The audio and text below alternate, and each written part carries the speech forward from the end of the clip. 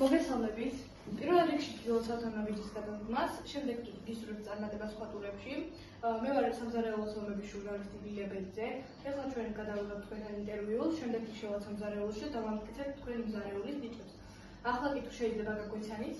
მე ვარ ლუარსა თქეიძე, კი ეს კი ჩემი მეუღლე. გევიზეთ თქვენით. ძალიან სასიამოვნოა.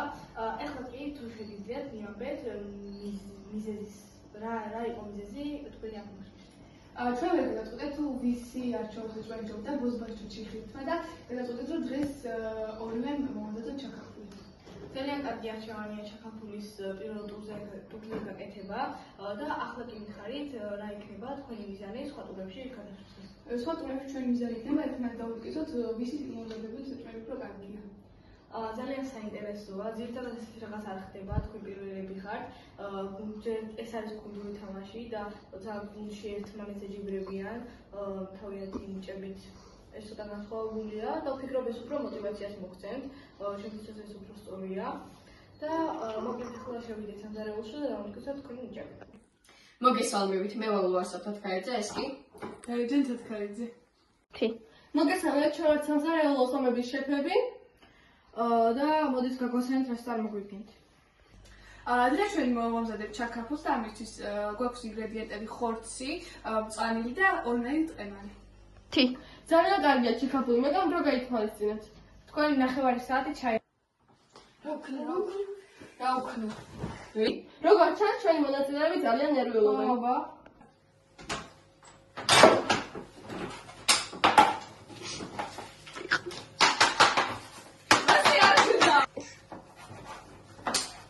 ჩაგმოსე უნდა ხორცი შეჭრა. აბა. ეს ჩაქაფულს დაწყვა იცი? ნახ. აი ავაწყოთ მაშინ.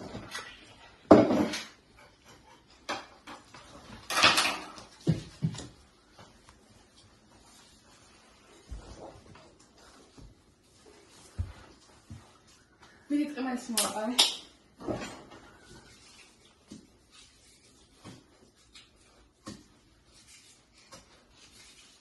Играли, перемигეთ ჩაყარდა, უფრო გემრიელი გამოვა.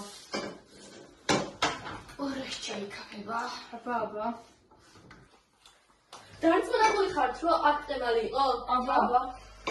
კარგით.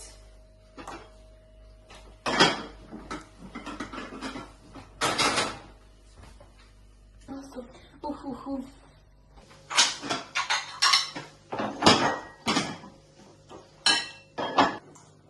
გოგო, კამზები ჩადე.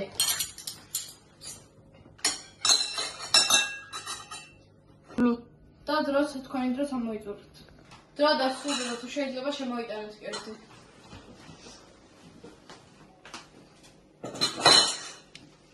აბა.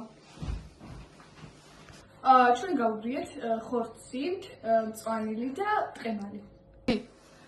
თქვენ თვითონ ძალიან კარგ კომბინაციას აყალიბებთ, მაგრამ მე მგონი სტრუქტურამ, ტყემის სტრუქტურამ და ფერმა შეგიყვანათ და ტყემის ნაცვლად ზეთისხილი გავურიეთ, რამაც მისცა ძალიან სპეციფიური გემო და ეს ცოტა სხვა გემოსკენ მიყავთ, მაგრამ თუ ის თქვენ ძალით გააკეთეთ ეს, ამ შემთხვევაშიც ვერ გაგამართლეთ, მაგრამ სამწუხაროდ არ აქვს ის გემო, რაც ჩაქაფულს უნდა ჰქონდეს.